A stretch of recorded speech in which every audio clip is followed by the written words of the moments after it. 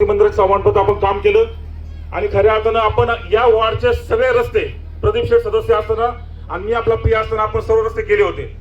परंतु योगायोगाने म्हणावं किंवा काहीतरी आमचं थोडस रस्त्याचा विषय हा मागून राहिला होता. परंतु आमचे सर्व ग्रामस्थ आले आणि ज्या भावकीच्या म्हणजे ही जमीन अंतर्गत आहे, हा रस्ता खासगी जमिनीतून जात होता.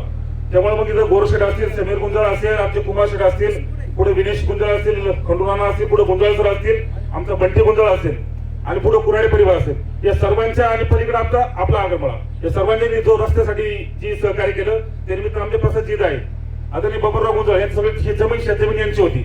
वाद मिटला आणि हा रस्ता आपल्या फळातून 15 लाख रुपयाचा निधी मंजूर झालेला आहे. परंतु आता काय झालं आमदार साहेब, मी सकाळपासून आता आपल्याकडे मागायसाठी शेवटचं माझं आता घर आहे. आता आपण सगळ्यांना भरभरून दिले, आम्हाला पण द्यावं लागेल.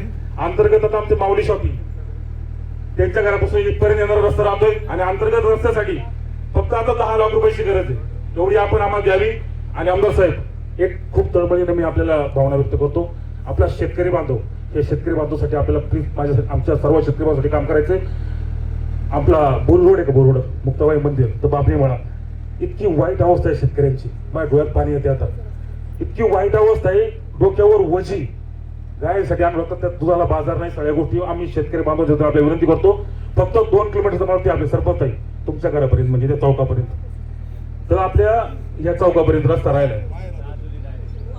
म्हणजे तो काय झाला माहिती का आमदार साहेब, तो रस्ता मंजूर झाला होता, परंतु त्या काळचे जिल्हा परिषद सदस्य होते, आता नाव नाही घेत मी, त्यांनी तो रस्ता तिथपर्यंत आणला.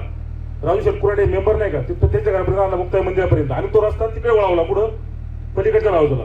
त्यामुळे हा एवढा परिसर आपला राहून गेला आणि मला वाटतं तुमचा तिकडून मंजूर झालेला आहे. आता तेवढ्याच आपण आपल्याला द्यावा. त्याप्रमाणे आपलं जे शेतकऱ्यांच्या आमच्या चाऱ्या गेल्यात बंटी शेठ याच्या चाऱ्या गेल्या, चाऱ्याची भरपाई अजून मिळाली नाही आमदार साहेब. आणि आम्हाला तुम्ही आमचे पालणार तारणार, त्याच्यामुळे ती भरपाई आम्हाला लवकर मिळावी. दुसरी गोष्ट मुळे म्हणजे आमचा तुषारनाना सुद्धा आमचा अण्णासारखाच आहे. डांबरी रस्ता मंजूर झाला, परंतु तिकडून केला, तो इकडून नाही केला. नेमकी तुषारनाच्या घरापर्यंत येऊन थांबला. त्याच्यामुळे तो एक रस्ता तुम्ही तातडीने द्यावा. त्याप्रमाणे आमच्या सर्व महिला भगिनींची इच्छा आहे.